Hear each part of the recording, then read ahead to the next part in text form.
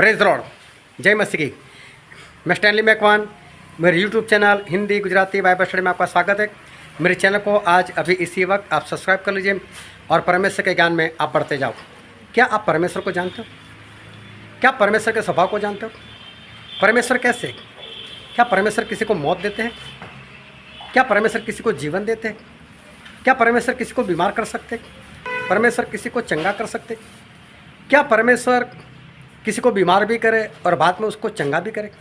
क्या परमेश्वर किसी के पास दुष्टात्मा भेजे और बाद में वो दुष्टात्मा निकाल भी दे? क्या परमेश्वर ऐसा कर सकते? क्या आपकी मौत परमेश्वर के हाथ में है? क्या आप परमेश्वर के स्वभाव को जानते हो? परमेश्वर कौन सा काम कर सकते हैं, कौन सा काम नहीं? अगर आपको परमेश्वर के बारे में सच्चाई नहीं पता तो बाइबल में लिखा है कि अनंत जीवन वही है कि परमेश्वर को जानना। अगर आप परमेश्वर को नहीं जानते तो स्वर्ग में कैसे जा पाओगे? हम परमेश्वर को कैसे जान सकते हैं? उनके स्वभाव के बारे में कैसे जान सकते हैं?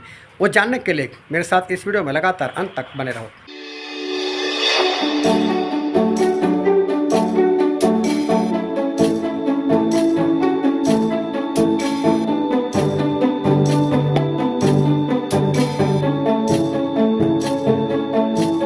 परमेश्वर और उनके स्वभाव को आज ज़्यादातर लोग नहीं जानते, नहीं समझ सकते। यहाँ तक कि जो बड़े बड़े पास्टर हैं वो भी नहीं समझ पा रहे कि सही में परमेश्वर है कैसे और उनका स्वभाव वो कैसा है। क्या परमेश्वर जीवन देने वाले परमेश्वर है या परमेश्वर वो है जो लोगों को मार देते हैं? एक वचन हम बाइबल में पढ़ते हैं, व्यवस्था विवरण उसका 32वां अध्याय और वचन 39। इसलिए अब तुम देख लो कि मैं ही वह हूँ और मेरे संग कोई देवता नहीं। मैं ही मार डालता और मैं ही चिल्लाता भी हूँ। मैं ही घायल करता और मैं ही चंगा भी करता हूँ और मेरे हाथ से कोई नहीं छुड़ा सकता। तो यहाँ पर परमेश्वर ऐसा कहते हैं कि देखो मैं ही हूँ, मेरे सिवा और कोई नहीं है, मैं अकेला हूँ। वो कहते हैं कि जीवन देने वाला भी मैं ही हूँ, मार देने वाला भी मैं ही हूँ, बोले घायल भी मैं ही करता हूँ और उसको चंगा भी मैं ही करता हूँ। मतलब ये सब कुछ मैं करता हूँ, मेरे सिवा और कोई नहीं। फिर एक वचन और पढ़ते हैं जो है होशिया नबी की पुस्तक, उसका अध्याय 6 वचन 1। चलो हम यहोवा की ओर फिरे, क्योंकि उसी ने फाड़ा और वही चंगा भी करेगा, उसी ने मारा और वही हमारे घाव पर पट्टी बांधेगा। अभी देखो यहाँ पर लोग बात कर रहे हैं परमेश्वर की कि देखो हम परमेश्वर के पास चलते, क्यों जाना है? तो बोले उसी ने फाड़ा है, मतलब परमेश्वर ने फाड़ा है और परमेश्वर ही चंगा करेंगे। फिर बोलते हैं कि उसी ने मारा, मतलब परमेश्वर ने ही मारा है और वही हमारे घाव पर पट्टी बांधेगा। मतलब परमेश्वर ने हमको मारा है, परमेश्वर ने हमको घायल किया है और वही हमारे घाव पर मरहम भी लगाएंगे, पट्टी भी लगाएंगे। चलो हम उनके पास चलते।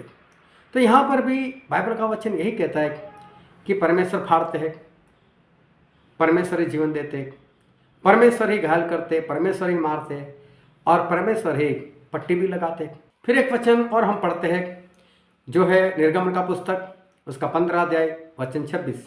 यदि तू अपने परमेश्वर यहोवा का वचन तन मन से सुने और जो उसकी दृष्टि में ठीक है वही करे और उसकी आज्ञाओं पर कान लगाए और उसकी सब विधियों को माने, तो जितने रोग मैंने मिस्रियों पर भेजा है उनमें से एक भी तुझ पर न भेजूंगा, क्योंकि मैं तुम्हारा चंगा करने वाला परमेश्वर हूँ।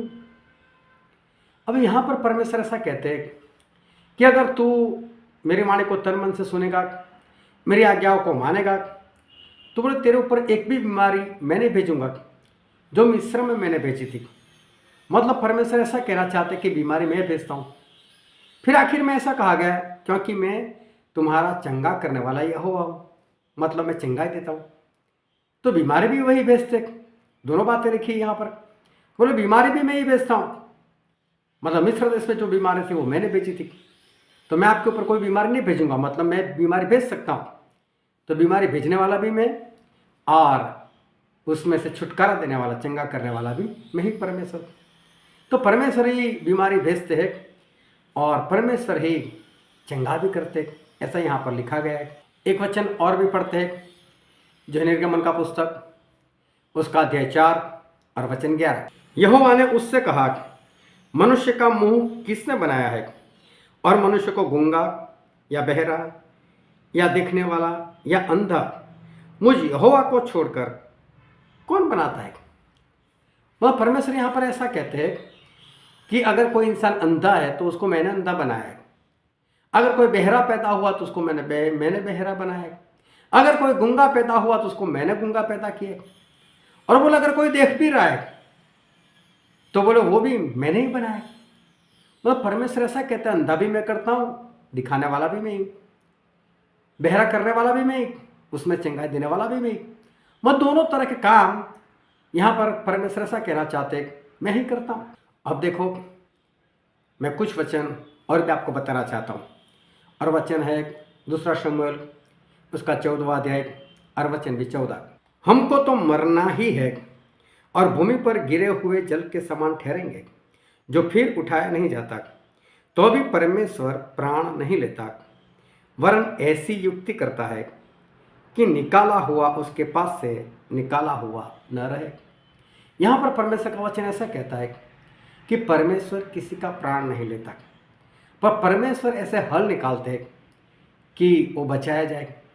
अभी देखो, उससे पहले हमने जो पढ़ा वहाँ पर तो हमने ऐसा पढ़ा कि मैं ही मारता, मैं ही जिलाता, और यहाँ पर बोलते हैं कि परमेश्वर किसी का प्राण नहीं लेते, मतलब परमेश्वर किसी को नहीं मारते। अरे कैसी बात है, एक जगह पर लिखा है मैं ही मारता हूँ, और यहाँ पर लिखा है कि नहीं, मैं तो किसी का प्राण लेता ही नहीं, लेकिन वो जिंदा रहे ऐसा मैं तो हल निकालता हूँ।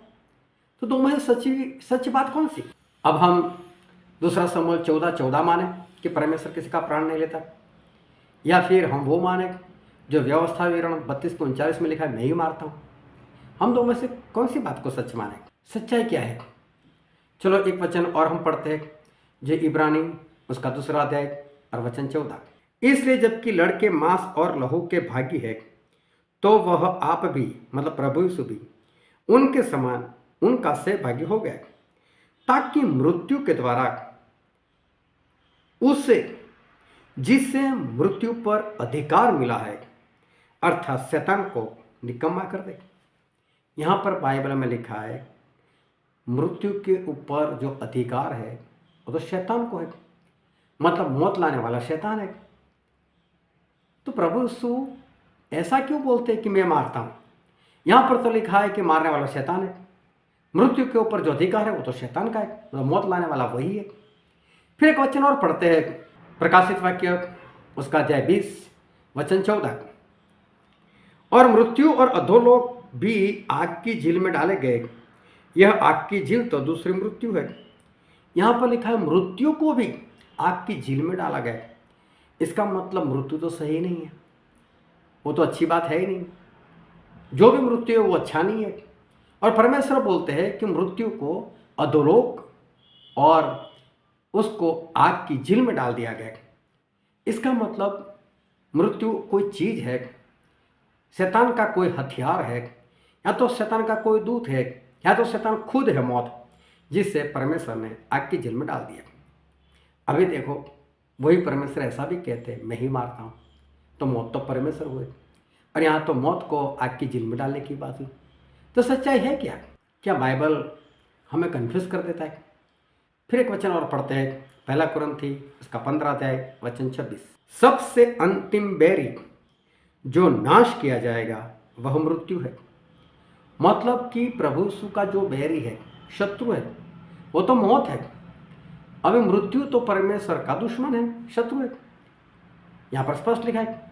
तो फिर परमेश्वर ऐसा क्यों कहते हैं कि मैं ही मारता हूँ।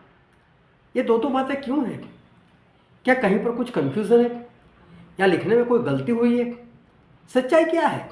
एक बार शैतान जो था वो स्वर्ग में चला गया और परमेश्वर से भेंट की, और परमेश्वर ने शैतान से पूछा कहाँ जा कर आया।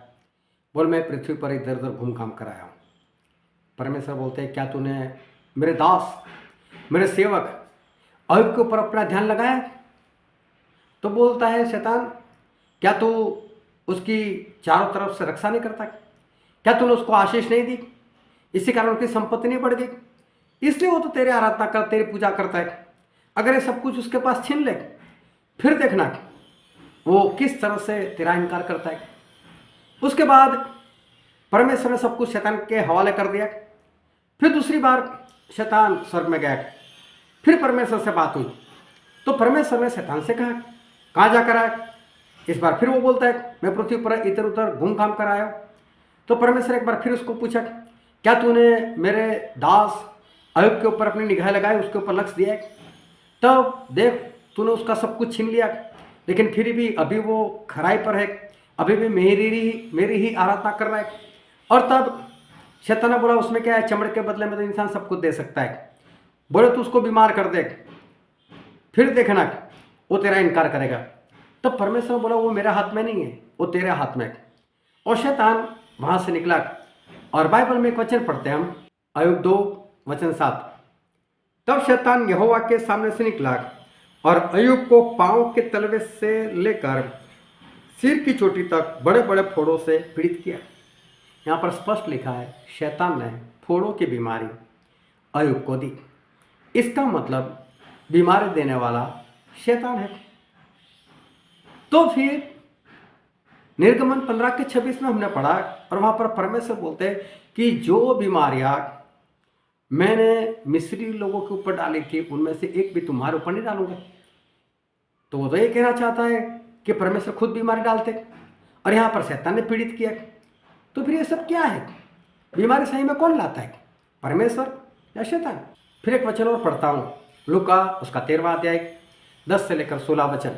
शब्द के दिन वह, मतलब प्रभु यीशु, एक आराधनालय में उपदेश कर रहा था, और देखो एक स्त्री थी जिसे 18 वर्ष से एक बीमार करने वाली दुष्टात्मा लगी थी, और वह कुबड़ी हो गई थी और किसी रीति से सीधी नहीं हो सकती थी।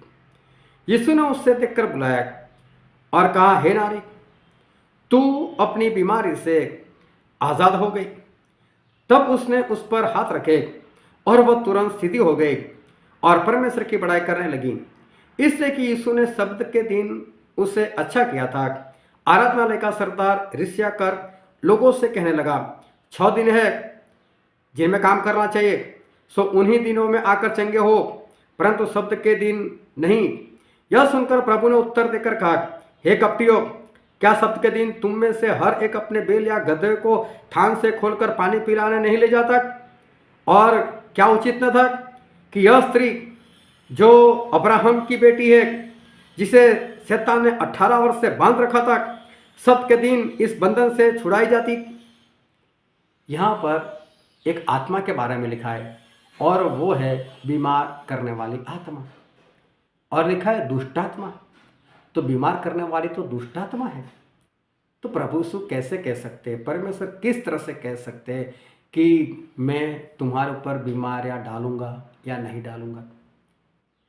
जिस तरह से मैंने मिस्र के ऊपर बीमारियां डाली थी, अगर आप मेरी आज्ञाओं को मानोगे तो मैं आपके ऊपर नहीं डालूंगा। तो परमेश्वर बीमारी लाने वाले, बीमारी के तो दुष्टात्मा होते, तो परमेश्वर ऐसा काम कैसे कर सकते? यहाँ पर स्पष्ट लिखा है कि उस स्त्री को शैतान ने 18 वर्ष से बांध कर रखा था। इसका मतलब ये काम शैतान का था, बीमार करना। तो फिर परमेश्वर बीमारी लाते हैं या शैतान लाता है? एक बार प्रभु यीशु के पास एक इंसान को लोग लेकर आए, और इंसान अंधा भी था और गूंगा भी था, और प्रभु यीशु ने उसको चंगा किया। लेकिन देखो बाइबल में क्या लिखा है, मत्ती उसका 12 अध्याय वचन 22। तब लोग एक अंधे गूंगे को, जिसमें दुष्टात्मा थी, उसके पास लाए, और उसने उससे अच्छा किया, और वह गूंगा बोलने और देखने लगा। यहाँ पर लिखा है अंधा गूंगा इंसान था जिसमें दुष्टात्मा थी। इसका मतलब दुष्टात्मा ने उसको अंधा और गूंगा किया था।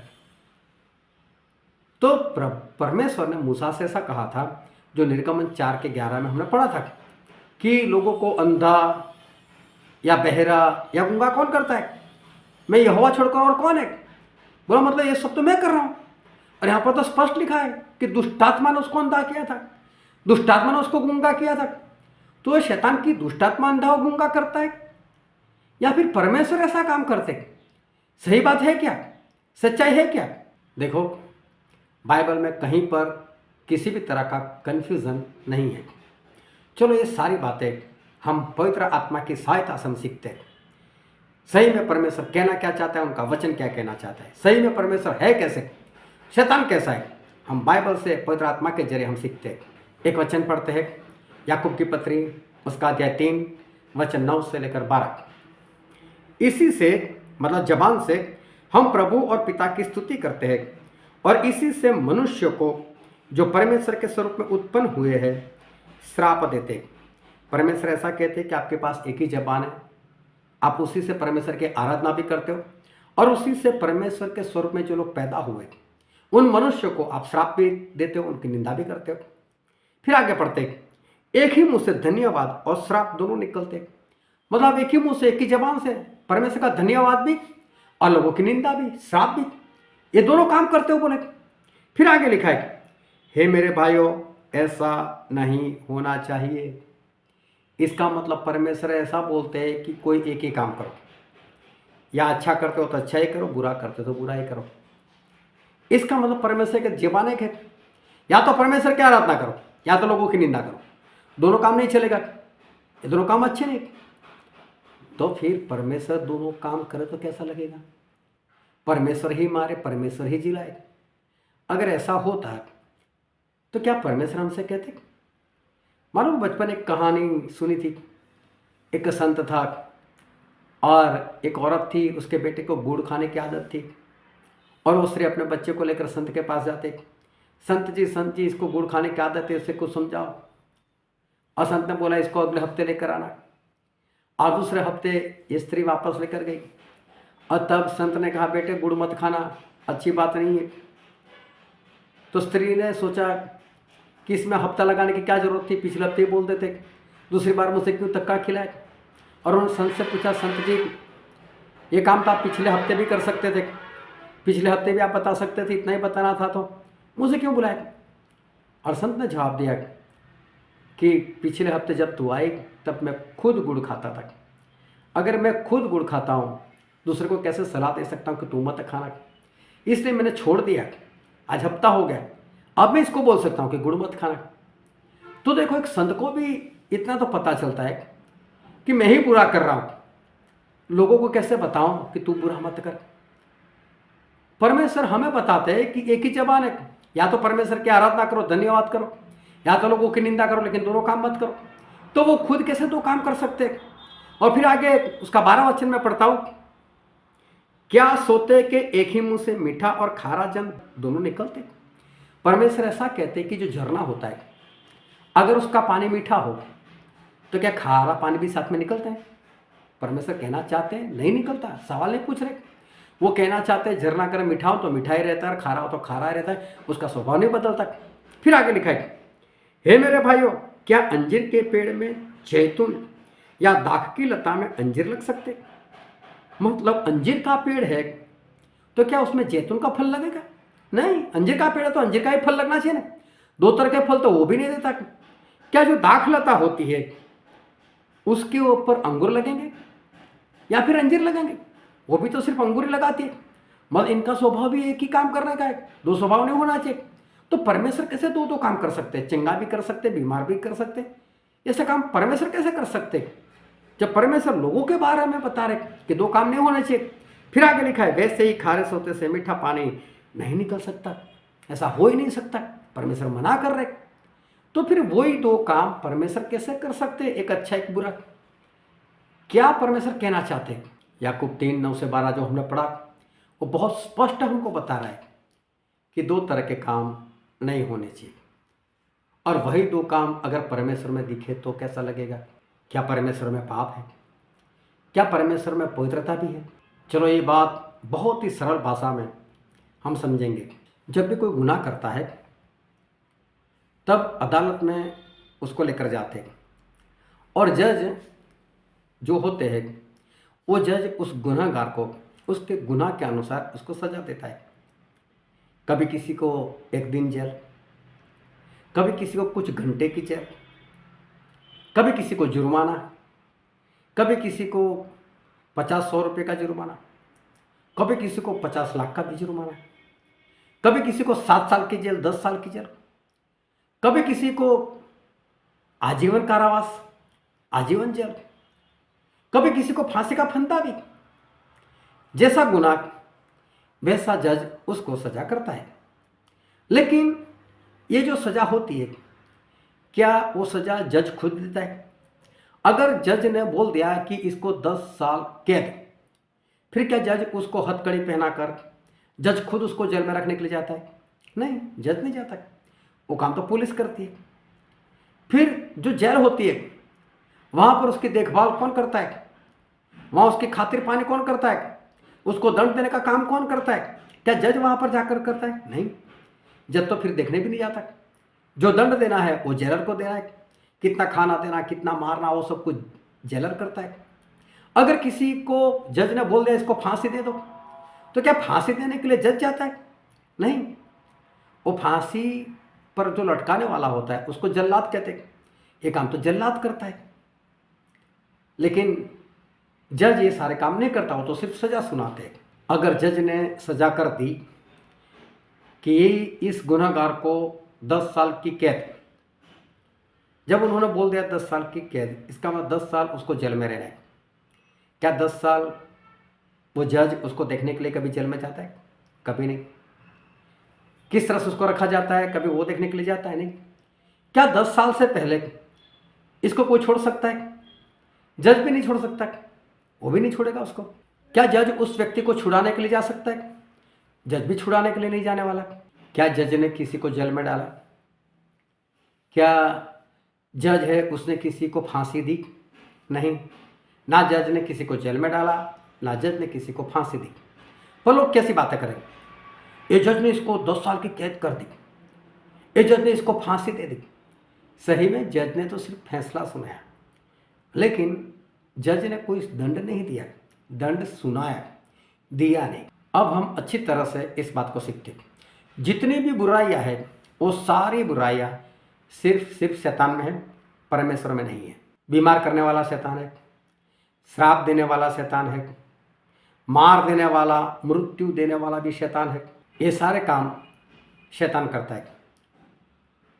पता है, जब पतरस की सास को बुखार था और लोग प्रभु यीशु को उसके पास लेकर गए, तब प्रभु यीशु ने क्या किया था? लूका 4 उसका 38 और 39 वचन पढ़ते। वह आराधनालय में से उठकर समौन के घर में गया और समौन की सास को बुखार चढ़ा हुआ था और उन्होंने उसके लिए उससे विनती की। उसने उसके निकट खड़े होकर बुखार को डांटा और वह उस पर से उतर गया और वह तुरंत ठीक उठकर सेवा टहल करने लगी। अब यहाँ पर देखो, समौन पतरस जो थे उसकी सास को बुखार था, बुखार चढ़ा हुआ था। प्रभु उसने बुखार को डांटा। आप समझ तो बीमारी नहीं, बुखार की आत्मा थी, बुखार का भूत था। प्रभु उसने उसको डांटा, बुखार की भूत निकल। और ऐसा भी लिखा है, वो उतर गया, वो चला गया वहां से। कौन आया कौन गया? बुखार आया बुखार गया नहीं, बुखार की आत्मा आई और बुखार गई। इसलिए तो प्रभु ने उसको डांटा। तो बुखार लाने वाला कौन है? बीमारी लाने वाला कौन है? शैतान है। वो तो परमेश्वर नहीं लाते, शैतान लाता है। बीमार करने वाली शैतान की दुष्टात्मा होती है, वो लोगों को बीमार करती है।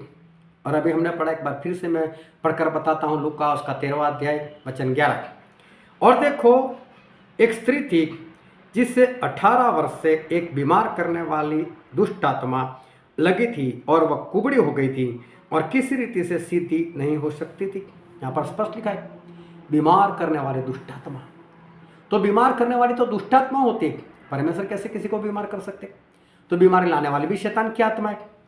शांति से बने रहो, सब कुछ स्पष्ट होगा, क्योंकि बाइबल में परमेश्वर खुद बोलते हैं मैं बीमार करता हूँ। क्यों लिखा है वो सब कुछ स्पष्ट होगा, लेकिन बने रहो आखिर तक वीडियो में।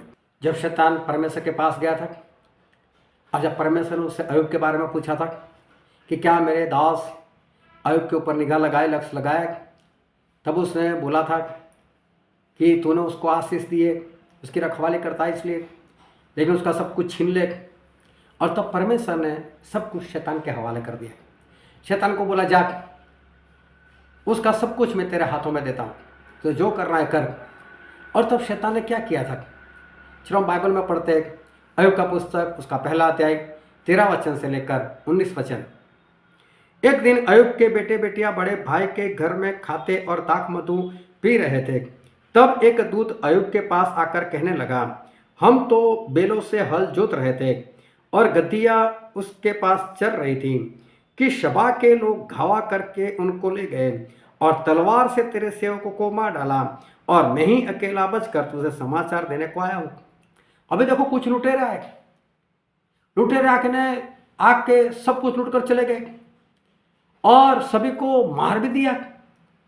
लूटने वाली चीज लूट ली, बाकी सभी लोगों को मार दिया। तो किया किसने था? शैतान ने। क्योंकि अभी हमने पढ़ा शैतान के हाथों में परमेश्वर सब कुछ रखा था। तो इसका मतलब लुटेरे कहां से आते? वो तो शैतान लेकर आता है। तलवार से किसी को मार देने का काम कौन करता है? शैतान करता है। फिर आगे पढ़ते हैं उसका 16 वचन। वह अभी कह ही रहा था कि दूसरा भी आकर कहने लगा कि ऊपर से आग गिरी और उसने भेड़ बकरियां और सेवक जलकर भस्म हो गए, और मैं ही अकेला बचकर तुझे समाचार देने को आया। दूसरे ने आकर बोला कि आकाश से आग आई और सभी को भस्म कर दिया, सभी को मार दिया, मैं अकेला बच गया। तो ऊपर से आग बरसाने वाला कौन है? वो भी तो शैतान है। उसी ने तो ये काम किया। फिर आगे पढ़ते 17 वचन। वह अभी यह कह ही रहा था कि एक और भी आकर कहने लगा कि कसदी लोग 3 गोल बांधकर ऊंटों पर घावा करके उन्हें ले गए और तलवार से तेरे सेवकों को मार डाला, और मैं ही अकेला बचकर तुझे समाचार देने को आया हूं। एक दूसरा भी आया, उसने भी यही बात बोली। लुटेरा आए, लूट कर चले गए, बस सभी लोगों को खत्म कर दिया। तो ये सारे काम किसके? ये शैतान के काम है।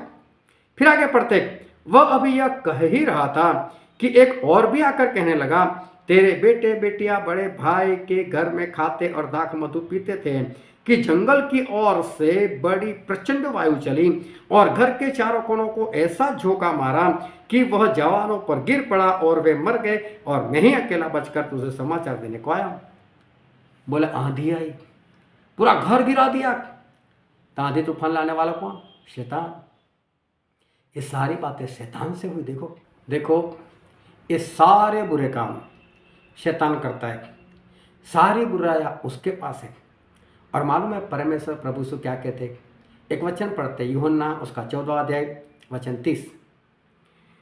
मैं अब से तुम्हारे साथ और बहुत बातें ना करूंगा, क्योंकि इस संसार का सरदार आता है, मतलब शैतान आता है, और मुझ में उसका कुछ नहीं। प्रभु से ऐसा बोला, संसार का सरदार आ रहा है, शैतान आ रहा है, और मेरे अंदर उसका कुछ नहीं। तो जब बीमार शैतान करता है तो परमेश्वर में तो बीमारी देने वाली बात होनी नहीं चाहिए। आंधी तूफान लाने वाला शैतान है तो परमेश्वर में वो सारी बात होनी नहीं चाहिए।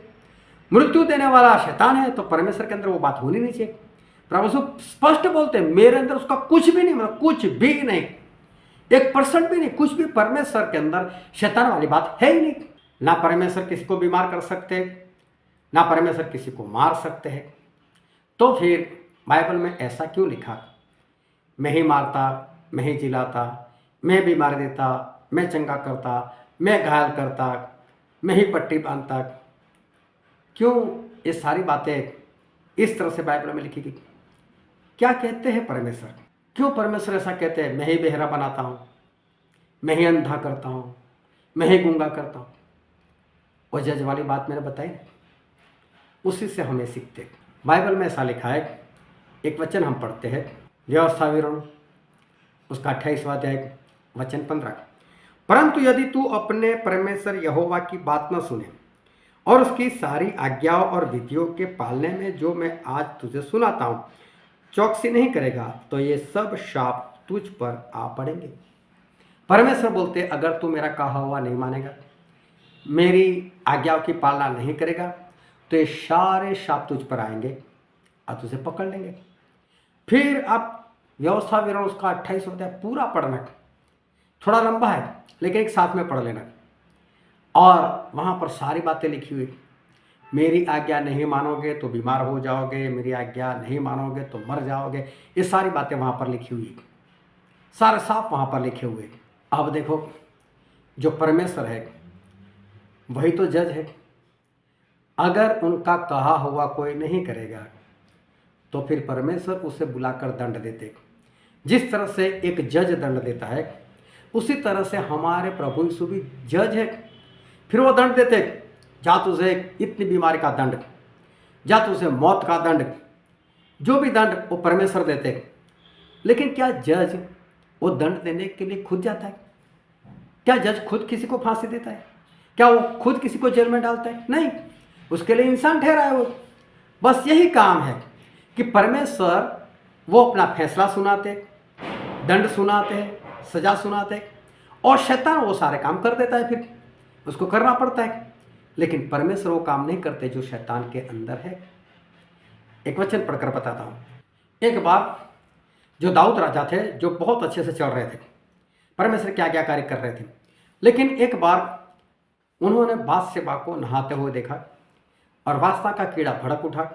उन्होंने उसको बुला लिया, उसके साथ व्यभिचार किया और उसको पाने के लिए उसका जो पति था उरिय्याह हित्ती, उसको मरवा दिया।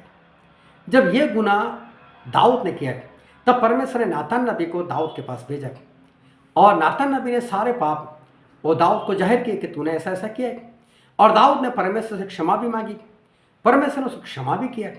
लेकिन गुनाह तो किया था, दंड तो मिलना चाहिए। तो वहाँ पर परमेश्वर ने दाऊद को दंड दिया। और हम बाइबल में पढ़ते हैं, दूसरा शमूएल उसका 12वां अध्याय 10 वचन से लेकर 14 वचन। इसलिए अब तलवार तेरे घर से कभी दूर ना होगी, क्योंकि तूने मुझे तुच्छ जानकर हित्ती उरिय्याह की पत्नी को अपनी पत्नी कर लिया है।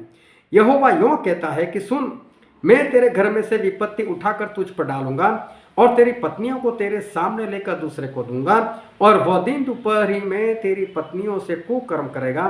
तूने तो यह काम छिपा कर किया, पर मैं यह काम सब इस्राएलियों के सामने दिन दोपहर ही कराऊंगा। तब दाऊद ने नातान से कहा, मैंने यहोवा के विरुद्ध पाप किया है। नातान ने दाऊद से कहा, यहोवा ने तेरे पाप को दूर किया है, तू न मरेगा। तो भी तूने जो इस काम के द्वारा यहोवा के शत्रुओं को तिरस्कार करने का बड़ा अवसर दिया है, इस कारण तेरा बेटा उत्पन्न हुआ है, वह अवश्य ही मरेगा। यहां पर दाऊद के ऊपर दंड आया। परमेश्वर क्या बोलते, तूने बादशेबा के साथ व्यभिचार किया, अंधेरे में किया, लेकिन तेरी पत्नियों के साथ तू दिन दोपहरी में ऐसा होगा, मैं करवाऊंगा।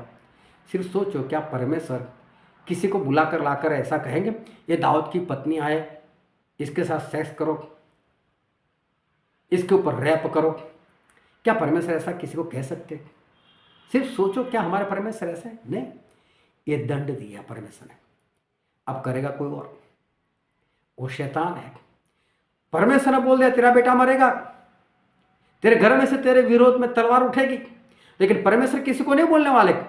बाद में अबशालोम जो दाऊद का बेटा था, वही दाऊद के विरोध में हो गया। लेकिन बाइबल पढ़ना, कहीं पर भी परमेश्वर ने अबशालोम को उकसाया नहीं, अबशालोम ऐसा कर, ये तो दंड आया था, तो किसी न किसी तरह से होने वाला था, हुआ। लेकिन परमेश्वर ने अबशालोम को नहीं बोला कि तू तलवार उठाकर तेरे बाप को मारने के लिए भाग। फिर जो बच्चा था बोले मर जाएगा। अब मर जाएगा तो मैं आगे भी पढ़ता हूं, उसका 15 वचन। तब नातान अपने घर चला गया, और जो बच्चा उरिय्याह की पत्नी से दाऊद के द्वारा उत्पन्न हुआ था, वह यहोवा का मारा हुआ बहुत रोगी हो गया। मतलब परमेश्वर उसको बीमार दी। क्या परमेश्वर उसको बीमारी देंगे? क्या बीमारी देने का काम परमेश्वर का है? नहीं, परमेश्वर ने दंड सुनाया, वो मर जाएगा। अभी मरने के लिए उसको बीमार होना था, तो बीमारी की आत्मा किसकी? शैतान की। वो आ गई, दंड वो दे रहा है। आया परमेश्वर की ओर से, क्योंकि परमेश्वर जज है, तो काम परमेश्वर की ओर से हुआ। इसलिए बाइबल में लिखा कि परमेश्वर ने किया। जब कोई इंसान वो परमेश्वर की आज्ञा नहीं मानता, अगर वो पति पत्नी है, दोनों परमेश्वर की मर्जी के अनुसार नहीं चलते, तब परमेश्वर का दंड उनके ऊपर आता है, और तब उनका बेटा अंधा या गूंगा या बहरा पैदा होता है। लेकिन अंधा गूंगा बहरा परमेश्वर खुद नहीं करने आते, ये तो उनको पापों का दंड मिला है, उसका सर्जन ही वैसे होता है। अगर कोई परमेश्वर की आज्ञा नहीं मानता तो उसको बीमारी लग जाती है, लेकिन परमेश्वर उसको बीमार करने के लिए नहीं आते। परमेश्वर तो बीमारी का दंड दिया। जिस तरह से जज दंड देते हैं लेकिन जल्लाद बाकी का काम करता है, उसी तरह से परमेश्वर दंड देते हैं, बाकी का काम शैतान कर देता है। तो जब परमेश्वर बोलते हैं मैं बीमार करता हूँ, मैं घायल करता हूँ, मैं अंधा गूंगा बहरा बनाता हूँ, तो सारी बातें कहने का मतलब परमेश्वर का यही है कि ये सारा दंड देने वाला मैं हूँ, लेकिन उस दंड का अमल जो करता है वो कोई और होता है। जिस तरह से एक जज खुद किसी को फांसी नहीं देता, किसी को जेल में लेकर नहीं जाता, उसी तरह से ये बात है। बस हमें एक समझ होनी चाहिए। पता है जब मिस्री लोगों ने इज़राइल के ऊपर 400 साल राज किया, 400 साल उनको गुलाम रखा, इस बात का दंड परमेश्वर ने मिस्री लोगों को दिया था, पानी का लहू बना दिया था। फिर परमेश्वर ने वहाँ पर टिड्डियाँ बुलवाई थी, परमेश्वर ने वहाँ पर मक्खियाँ बुलवाई थी, परमेश्वर ने ओले बरसाए थे, बहुत कुछ वहाँ पर हुआ था। सारी बात आपको याद है? अगर याद ना हो तो निर्गमन का पुस्तक पढ़ लेना, वहाँ पर ये सारी बातें लिखी हुई। लेकिन ये सब कुछ हुआ, क्या ये सब कुछ परमेश्वर के हाथों से हुआ? कैसे हुआ? और बाइबल में हम इस वचन को पढ़ते हैं, वचन संहिता उसका 78 और वचन 43 से लेकर 49, कि उसने क्यों कर अपने चिन्ह मिस्र में और अपने चमत्कार सोन के मैदान में किए थे। उसने तो मिस्रियों की नहरों को लहू बना डाला और वे अपनी नदियों का जल पी न सके। उसने उनके बीच में डांस भेजे जिन्होंने उन्हें काट खाया, और मेढक भी भेजे जिन्होंने उनका बिगाड़ किया। उसने उनकी भूमि की उपज कीड़ों को और उनकी खेती बाड़ी टिड्डियों को खिला दी। उसने उनकी दाखलताओं को ओलों से और उनके गुल्लर के पेड़ों को बड़े बड़े पत्थर बरसाकर नाश किया। उसने उनके पशुओं को ओलों से और उनके ढोरों को बिजलियों से मिटा दिया। देखो सारी बात लिखी है, उसने मतलब परमेश्वर ने, ये सारे काम परमेश्वर ने किए, परमेश्वर ने किए, परमेश्वर ने किए, ऐसा लिखा है। ये सही में परमेश्वर ने नहीं किए थे, ये परमेश्वर का दंड आया था उनके ऊपर, परमेश्वर का दंड आया था। और देखो उसके बाद में बाइबल में क्या लिखा है, उसका 49 वचन, उसने उनके ऊपर अपना प्रचंड क्रोध और रोष भड़काया और उन्हें संकट में डाला और दुखदाई दूतों का दल भेजा। यहाँ पर ऐसा लिखा है, दुखदाई दूतों का दल भेजा। परमेश्वर ने खुद नहीं किया, दुखदाई दूत, दुख देने वाले दूत। दुख देने वाले दूत किसके? परमेश्वर के नहीं, वो शैतान के हैं। चलो यही बात मैं आपको इंग्लिश में पढ़ाता हूँ और साथ में स्क्रीन पर भी आपको बताता हूँ। He cast upon them the fierceness of his anger, wrath and indignation and trouble by sending evil angels among them. By sending evil angels मतलब दुष्ट दूत, उन लोगों को भेजकर परमेश्वर ने काम करवाया। मतलब शैतान के दूत वहां पर आए थे और उन्होंने ये सारे काम किए थे। देखो परमेश्वर अच्छे हैं, भले उनके अंदर कोई बुराई है ही नहीं, वो किसी का बुरा कर ही नहीं सकते, कोई भी गलत काम उनके अंदर है ही नहीं। लेकिन वो ऐसा इसलिए लिखते हैं, मैंने किया, मैं बीमार करता हूँ, मैं ऐसा करता हूँ, मैं मारता हूँ, तो इसलिए ये दंड मैं देता हूँ। ये कहने का उनका मतलब है। तो उम्मीद है क्या आपको ये वीडियो पसंद आया होगा, आप समझ गए होंगे कि ऐसा बाइबल में क्यों लिखा, आपका कंफ्यूजन पक्का दूर हो गया होगा। परमेश्वर आपको आशीष दे। आमीन।